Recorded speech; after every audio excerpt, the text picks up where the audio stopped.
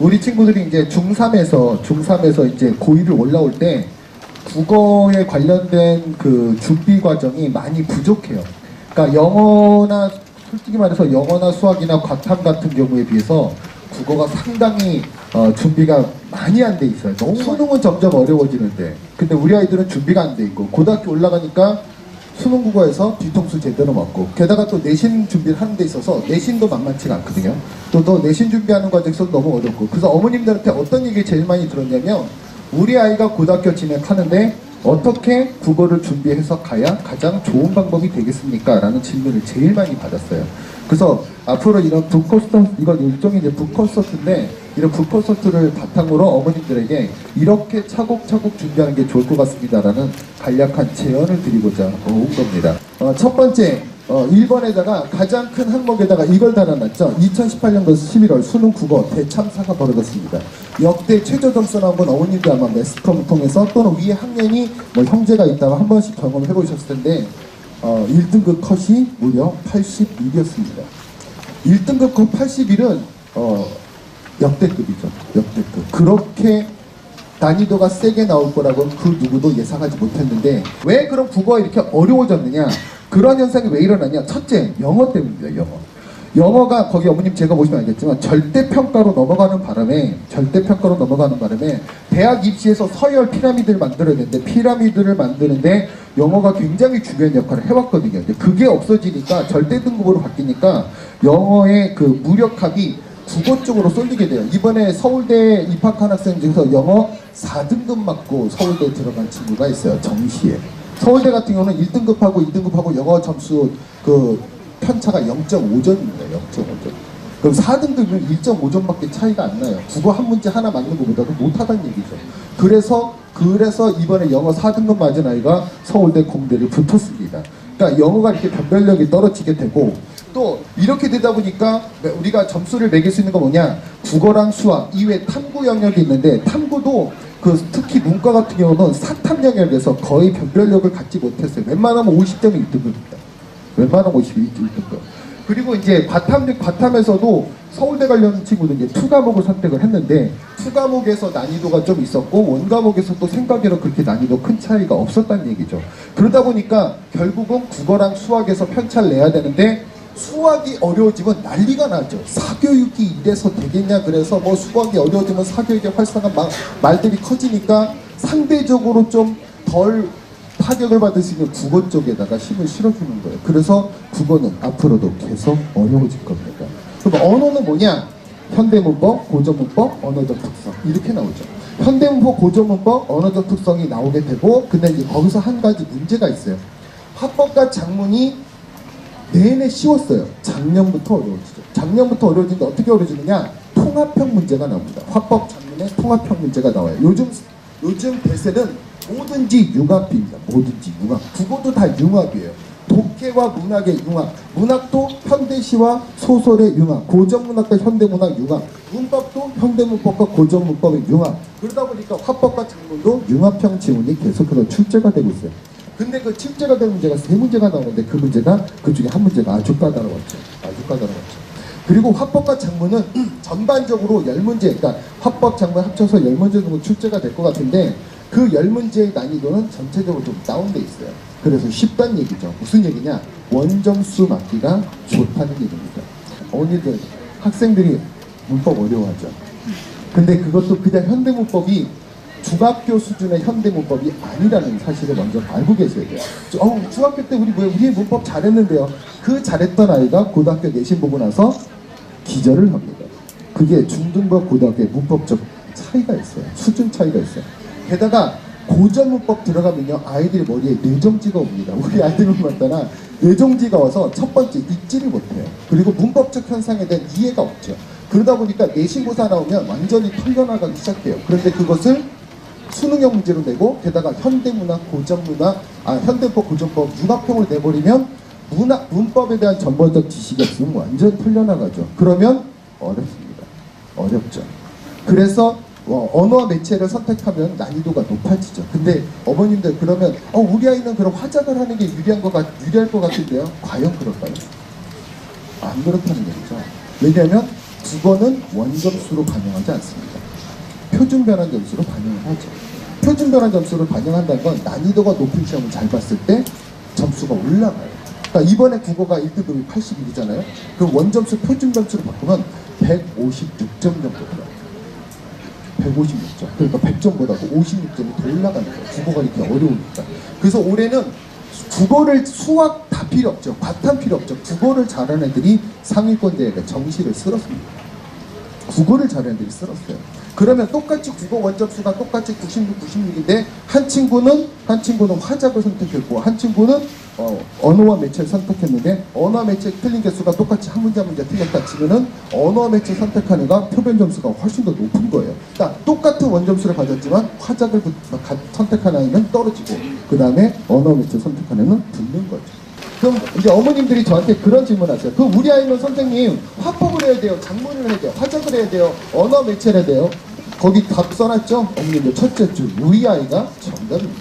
무슨 얘기냐? 우리 아이가 좀 더 분석적이고 객관적인 걸 좋아하는 친구들. 그러니까 계산하기 좋아하는 친구들은 언어와 매체를 좋아해요. 왜? 문법은 따지면 되거든요. 그런데 그것보다는 좀 더 종합적 사고랑 추론을 좋아하는 친구들이 있어요. 그런 친구들 생각하기 좋아하고 전후 맥락 파악하기 좋아하고 그 다음에 상호 소통을 잘하는 친구들은 화작이 좋습니다. 그러니까 이거는 사실은 이렇게 되는데 그냥 좀 더 단선적으로 보면 이과적 성향이 강한 친구들은 문법을 좀 더 좋아하고요. 문과적 성향이 강한 친구들은 화작을 좋아해요. 근데 이거는 그냥 일반화시킬 수는 없어요. 그냥 그렇다는 겁니다. 참고로만 알아두시면 될 것 같아요. 궁금한 게 저한테 질문 제일 많이 하는 게 뭐냐? 선생님 우리 아이 고등학교 올라갈 때 독서는 시켜야 돼요? 독서는 뭘 해야 돼요? 독서를 잘하면 고등학교에서 내신고사 준비하는데 도움이 됩니까? 아니요. 1도 안 됩니다. 전혀 안 돼요. 아니 그 책을 많이 읽으면 도움이 되잖아요. 도움이 됩니다. 어떤 게 도움이 되느냐? 어휘력 향유, 그 다음에 텍스트 읽는 능력, 그 정도? 아니 그럼 우리 그 고등학교를 위한 그 문학 공부 같은 거 하면 좋은 거 아닙니까? 네, 그건 좋습니다. 그러면 내신고사 잘할 수 있는 거 아닙니까? 아닙니다. 전혀 아닙니다. 해당성이 없어요. 그럼 지금부터 독해 열심히 시키면 좋습니까? 네, 좋습니다. 그럼 고등학교로서 독해 잘하는 거 아닙니까? 글쎄요. 그것도 글쎄입니다. 왜냐하면 이게 고등학교 시험의 시스템을 몰라서 그래요. 그냥 막연하게 생각해서 그렇습니다. 막연하게. 독서를 많이 시키면 좋냐? 독서를 많이 시키면 당연히 좋죠. 어디에 좋느냐? 수시에 학생부 쓸 때 좋습니다. 그거를 위해서 하는 거지 내신이나 수능에 직결될 거라는 거 생각하시면 안 되고 이런 생각하시면서 투자하시면 돼요. 큰 그림을 그리기 위해서 우리 아이의 전반적인 언어 능력을 향상시키겠다? 그러면 강력 추천입니다. 그리고 더불어서 제발 한자 좀 시켜주세요. 한자. 독서는 두 가지입니다. 하나는 뭐냐? 수시를 위해서. 수시 학종을 위해서 준비하는 작업이에요. 그리고 제가 어떻게 하는지 써드렸죠? 거기 보시면은 전공 관련 독서와 자기개발 독서 이 두 가지를 50대 50으로 차곡차곡 준비하는 겁니다. 그리고 미리 해서 뭐라느냐? 독서 노트를 만들어 주세요. 독서 노트를 만들어 주세요. 제일 좋습니다. 고등학교 내신 준비는 어떻게 합니까? 수능 준비 언제 합니까? 수능이요? 이번 여름방학 때 준비했어요. 이거는 제가 해보니까 여름방학 때부터 하는 게 맞아요. 제가 저 같은 경우는 개강을 2번 합니다. 언제 하느냐? 여름방학 개강, 11월 개강. 그러니까 그 전에 어떻게 했느냐? 11월 개강, 12월 개강. 근데 생각해보니까 아닌 것 같아요. 여름방학 개강, 11월 개강. 그게 맞아요. 우리 아이들이 준비가 국어가 너무 많이 안 됐어요. 그러니까 빨리 서둘러 주시는 게 좋고 내신은 언제 하겠습니까? 내신은 내년 3월이요. 그리고 나서 마지막 그러면 수능 국어를 무엇을 준비해 주면 좋습니까? 라는 질문도 제일 많이 받아요. 수능? 선생님 기출 모의고사 많이 풀어주면 좋습니까? 네, 좋습니다. 근데 지금은 아닙니다. 우리 아이가 서지 못하는데 뛰게 만드시면 자빠집니다. 우리 아이들이 수능의 문제 시스템이 어떻게 돌아가는지 모르잖아요. 그러니까 지금은 기초 개념부터 차곡차곡 밟아가도 기출은요 고2, 고3 가면 국어라고 풉니다. 국어라고 풀어요. 그럼 뭐 하느냐?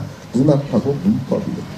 독해도요 지금 서둘러 하지 마시고 독해는 열심히 독서 시키시고 한자 많이 시켜주시면 됩니다. 지금의 우선순위라는 게 있죠. 그러니까 내년 3월 입학하기 전까지 해야 될 것들은 현대문법, 고전문법, 현대시, 고전시, 그 다음에 뭐 소설 같은 개념부터 잡아주세요. 왜? 이게 내신에 직결됩니다. 바로 직결이 되죠. 독해 직결 안 됩니다. 그래서 선후 관계가 있는데 독해 그리고 그거 하고 나서 시간 남으면 그때 독해하셔도 돼요. 겨울방학 때 되면 시간이 남을 수가 있거든요. 그때 하셔도 돼요. 어쨌든 간에 제가 오늘 준비한 건 크게 7가지 섹션을 갖고 준비를 했습니다. 나중에 자료는 모자른 거는 이제 복사해서 뒤로 또 나눠 주실 테니까 그때 받으시고요. 그 다음에 궁금하신 거는 다음에 좀 더, 오늘은 이제 전체적인 큰 틀만 설명을 드렸어요. 그리고 다음에는 좀 더 디테일한 내용을 갖고 어머님들 만나볼 수 있으면 좋겠습니다. 저는 국어과 손영문 선생이었습니다. 첫 번째는 우리가 이제 예비 고1 입장에서 아니면 이제 뭐 중학 중3 입장에서 어떤 부분을 좀 포인트를 줘서 봐야 될지 거기에 대한 얘기를 좀 말씀을 좀 드릴 거고요. 다음 두 번째는 이제 아무래도 이제 수학 과목이다 보니까 이제 과목에 대한 이해를 좀 가져주셔야 될 것 같아요. 그래서 거기에 대한 얘기를 좀 말씀을 좀 드리고요. 그리고 맨 마지막은 그럼 이제 중3의 어떤 로드맵을 어떻게 하면 짜볼 수 있을까? 뭐 거기에 대한 얘기를 좀 말씀을 좀 드릴게요. 그 아이들은 어디까지 진도를 받는지에 대한 추억만 살아있죠. 그냥 나 우리 수원까지 봤어? 뭐 수도 봤어? 나 미적도 봤어. 너 기아 봤어? 와, 너 많이 봤다. 이제 이런 느낌이에요. 느낌적으로.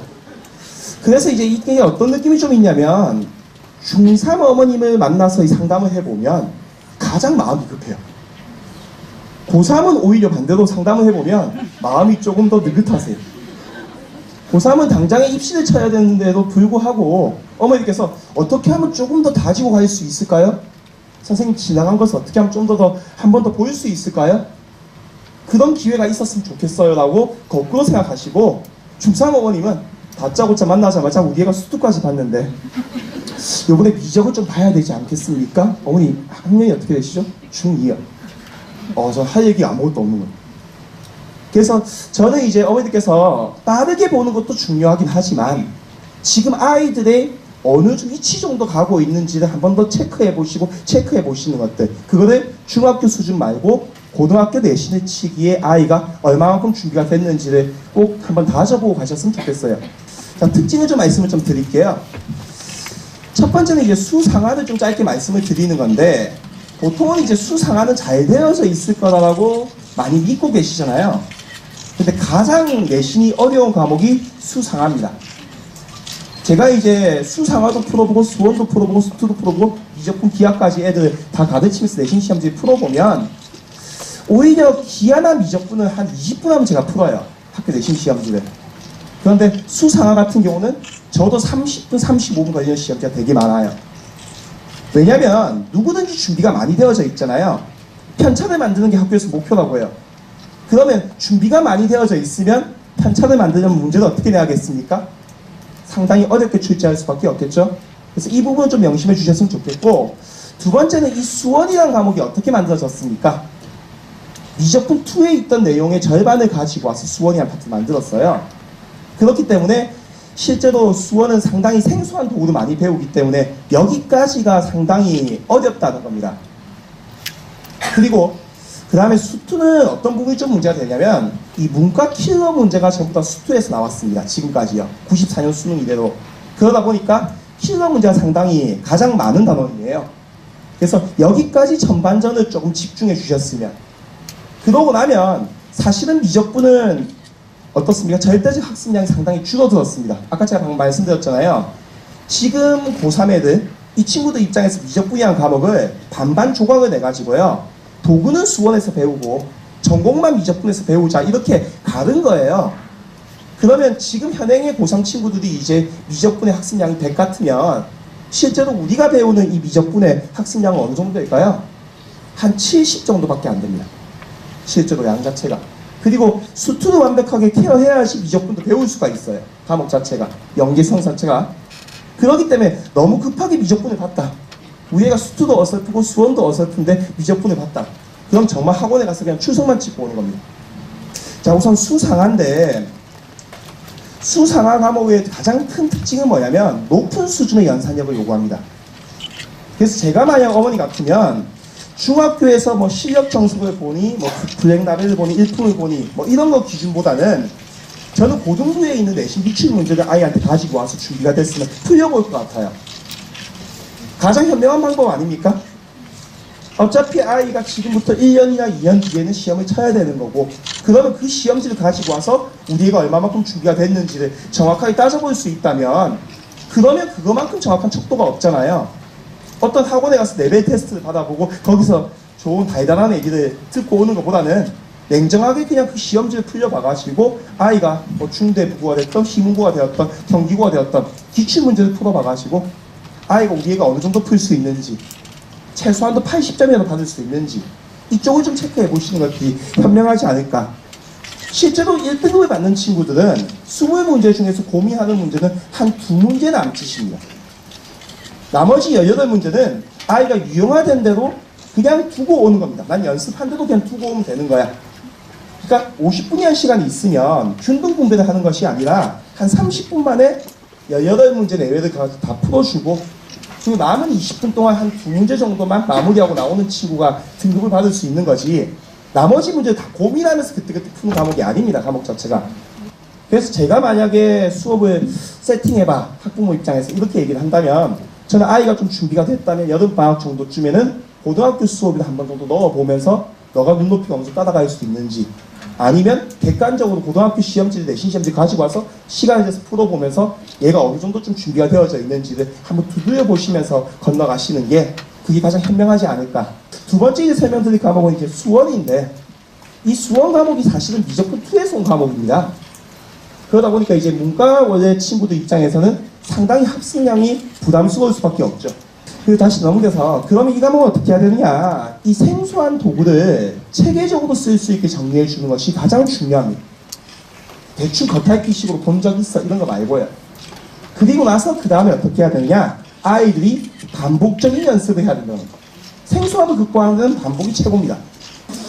자, 그 고등학교 1학년 그 과정에 대해서 제가 이제 좀 준비를 해봤는데 되게 심플합니다. 오늘 그냥 제가 정리해 드릴게요. 고등학교 1학년은 수상하를 1학기, 2학기 때 봅니다. 이 과정을 잘 아셔야 됩니다. 그래야 우리가 준비를 시킬 수 있죠. 수상하가 그냥 고등학교 1학년 과정이다, 그냥. 그 다음 고등학교 2학년은 갈립니다, 어머니, 그냥. 진도가 조금 빠른 자사고하고 일반고하고 이렇게 갈립니다. 일반고는 그냥 쿨합니다, 그냥. 1학기 때 수원 보고, 2학기 때 수투 보고, 그리고 확률과 통계 내지는 기하를 선택 과목으로 잡습니다. 대다수 학통을 잡아요. 그러면 수원하고 수투 보고 학통 보는 게 2학년이구나. 그럼 3학년 1학기 때 기하를 넘겨버립니다. 미적분하고 기하를. 그럼 두 과목이 없네요, 어머니, 그냥. 미적분하고 기하요. 그럼 우리 애들이 지금 와서 미적분하고 기하를 봐요. 중3 때. 3년 뒤에 시험 칩니다, 어머니. 어머니 3년 전 기억나세요? 안 난다니까요. 과목 자체의 비중이 수원 수투에 상당히 많이 쏠려 있습니다.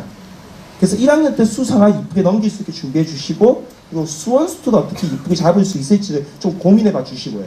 제가 오늘 드리고 싶은 얘기는 간단합니다. 그냥 입시가 바뀌었다는 겁니다.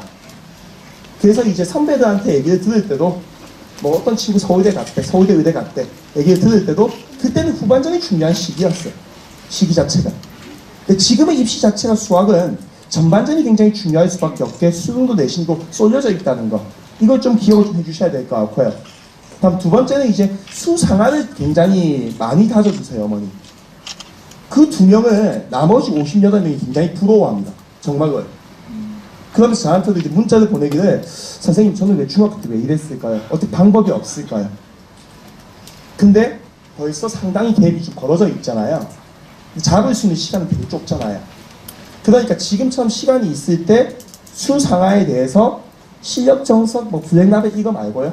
네, 조금 더 치밀하게 그 과정에 맞춰서 준비를 좀 시켜달라는 거. 좀 더 책임감에 있는 선행을 좀 시켜달라는 거. 그 부분이 되게 중요한 포커스가 될 것 같고요. 그 다음에 두 번째 중요한 과목은 수원 수투. 이게 우선순위가 쫙 정해져 있습니다. 그래서 수원 수투도 어떻게 이쁘게 잡을 수 있을지를 고민해 봐 주신다면 제 생각엔 중학교는 충분합니다. 그러고 나면 뒤로 가면 갈수록 어떻게 이쁘게 다질까, 이것만 좀 고민할 수 있으면 아마 완성이 될 것 같습니다. 네, 감사합니다. 우리 아이가 단어 외우는 걸 너무 싫어한다라는 이야기요. 첫 번째는요, 암기를 좋아하는 게 비정상이죠. 어떻게 사람이 암기를 좋아하겠어요? 그건 말도 안 되는 거죠. 그래서 저는 항상 이런 얘기를 하죠. 암기를 하는 환경을 재밌게 해주는 게 중요하다. 그런데 문제는 환경도 재미가 없죠. 집에 못 가거든요. 학원 다니는 애들이 대부분이 영어를 못 외워서 집을 못 가게 만들어버리는 환경이기 때문에 아이는 단어 자체가 트라우마가 생길 수 있죠. 다행히 언어적 감각이나 외국어적 감각이 뛰어난 아이들이나 또는 암기의 순발력을 이용해 먹을 수 있는 굉장히 아주 스마트한 친구들의 경우에는 그걸 즐기죠. 왜? 순간에 맞춰서 집에 갈 수 있는 방법을 알거든요. 그래서 그렇게 진화해버리는 거예요. 중3 때 단어 실력이 느는 게 아니라 테스트라는 제도에 능숙해지는 거죠, 아이들이. 단어는요, 생활해야 돼요. 저는 그래서 항상 학습이 양치질이라고 해요. 단어 공부는. 양치질 안 했다고 우리가 가족회의 하나요? 단어 안 외우면 우리가 난리가 나는데 그 정도로 가벼워져야 된다. 어깨에다 힘을 빼야 된다. 영어는 평상시에 외워야 될 단어가 필요한 거고요. 그 평상시에 외워야 될 단어는 반드시 아이가 단위 시간당 암기로 처리할 수 있는 단어의 개수를 제시해야 돼요. 말 빨랐나요? 10분 동안에 이 아이가 단어를 몇 개 외우는지를 제시해야 돼요. 그리고 나서 이 친구가 단어를 공부하겠다라고 하는 시간을 30분을 하루에 배당을 했다면 그 단어 개수의 3배가 그날의 목표치고 그것을 끝내기만 하면 우리는 몇 개를 틀리든지 간에 웃어야 돼요. 잘했다 이렇게. 그러면 이게 가속도가 붙어서 암기 능력이 계속 지속화됩니다. 단위 시간당 학습 능력이 굉장히 중요한 능력이고 그 능력은 실전에서도 써먹을 수 있습니다. 그래서 두 번째 퀘스천에 대한 이야기는요.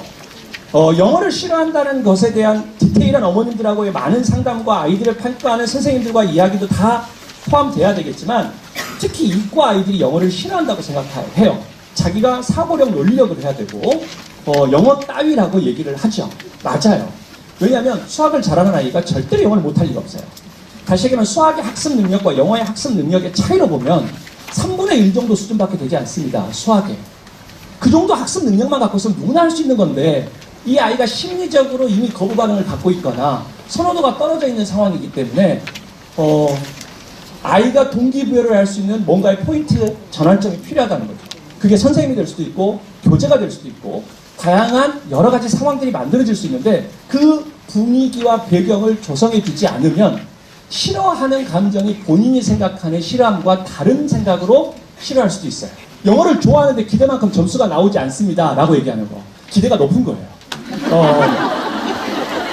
영어를 좋아하는데 점수가 안 높은 건 영어의 문제가 아니고 아이의 학습법에 문제가 있는 거예요. 어떤 아이들이 어떤 경우가 있냐면 자기 만족형 공부가 있어요. 그러니까 내가 봐야 될 걸 봐야지 문제화될 걸 보는 게 아닌 거예요. 이 아이들은 고집이 센 거예요. 그 고집을 누군가가 같이 상쇄시켜줘야 돼요. 암기 위주로 공부하는 것이 중요하지만 암기가 먼저 선행돼서는 절대 안 됩니다. 외워지는 그 과정에 대한 설명을 해줘야 돼요. 그래서 저는 개인적으로 외국어는 손에 놓지 않게 하기 위해서 우리가 뭔가를 줘야지 점수화 시키려고 하는 욕심을 조금만 보이는 순간 애는 도망간다. 항상 당부드리는 게 여름과 겨울에 문법은 반드시 돌려놓으면 학습 능력에서 우리가 투자해야 되는 시간 대비 굉장히 많은 양을 줄여줄 수가 있다. 문법에 대한 트라우마가 없어지면 영어에 대한 불안감도 사라지고 나중에 본인이 학교에 가서 내신을 대비할 때 그때 해놨던 것들이 훨씬 더 편해지더라 라는 걸 본인이 실감하게 되고요. 간략하게 마치겠습니다. 감사합니다. 어디서 바꿀 수 있을까? 어디서 아이들이 공부하는 습관? 어디서 아이들이 영어를 대하는 자세? 이런 거 바꿀 수 있을까를 생각해 보니까 중등부 아이들이더라고요. 중등부 아이들이랑 공부를 하고 있는데 제가 말씀드리고 싶은 건 딱 한 가지예요. 문법이라는 부분에 대해서는요. 방금 말씀해 주신 것처럼 사고의 전환이 돼서 스토리텔링 식으로 공부를 하는 것이 이상적이에요. 저도 그렇게 생각해요. 저도 고등부 아이들 조금 봐주고 있는데 그 아이들한테는 그렇게 이야기를 해줘요. 그런데 문제는 이거예요. 아이들이 투부정사라는 용어를 사용하지 않아도 그 모양을 몰라요. 동사 원형에다가 ing를 썼는데 이게 그 자체가 뭔지 몰라요. 이게 명사의 역할을 해. 얘는 형용사 역할도 해. 그게 뭐예요? 이렇게 있어요. 충격적이게도 고등학교 올라온 아이들. 그럼 거기서부터는 어떻게 해야 될까라는 거죠. 방금 말씀해 주신 것도 맞아요. 이상적인 길이에요. 그런데 미처 그 길을 따라가지 못했던 아이들은 어떻게 할까요? 영어를 이제 중3이 때, 나 이제 공부를 조금 해봐야 될 것 같은데? 라고 생각한 아이들은요. 수학을 많이 공부하다가 영어의 시간을 많이 투자하지 못했던 아이들은 어떡하죠? 그래서 조금 문제가 되는 것 같아요. 그래서 제가 말씀드리고 싶은 거는 딱 한 가지만 말씀을 드릴게요. 중등부 과정에서 아이들한테 문법을 딱 3번만 해주세요. 딱 3번만.